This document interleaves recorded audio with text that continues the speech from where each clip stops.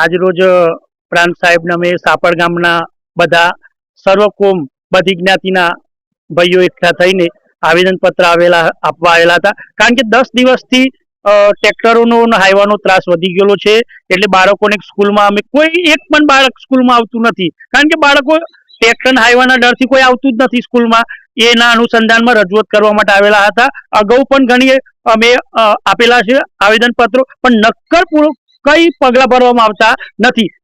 ત્યારબાદ આજે ફરીથી અમારે સર્વ ગામ લોકોને આવવું પડ્યું. એ માટે આવેદનપત્ર આપવા આવ્યા. કેટલા સમયથી આ પ્રશ્ન છેલ્લા 6 માસથી બહુ અતિશય વધી ગયેલો છે. એમ ગામમાં કેટલી વસ્તી છે? 3500 થી 3000 ની અંદાજે વસ્તી છે. ત્યાં શાળામાં કેટલા છે બાળકો? 319 320 બાળકો છે. પર ડે 250 થી 300 ની સંખ્યા ચાલતી જાય છે. કરીબ 1 કિલોમીટર હશે સ્કૂલ દૂર અમારા ગામથી. રોજના કેટલા ટ્રેક્ટરો ત્યાંથી 200 થી 300 ટ્રેક્ટર ત્યાંથી અવર જવર થાય છે, પ્લસ 150 200 હાઈવા.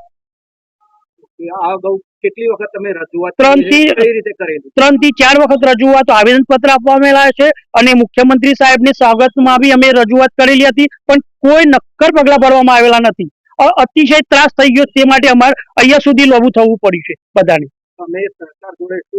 અમે સરકાર, નામદાર સરકાર જોડે એ અપેક્ષા રાખીએ છીએ કે અમારો કઈક બાળકોનો ન્યાય આપો. અમારો તો જે થવાનું થાય, પણ બાળક સ્કૂલ જતા બીવાય છે. કારણ કે એને ડર રહેશે અકસ્માતનો. અગાઉ 2-3 બાળકોના અકસ્માત થઈ ચૂકેલા છે. એના અનુસંધાને આ કાર્યવાહી કરો, અમારા અનુસંધાને ના કરો તો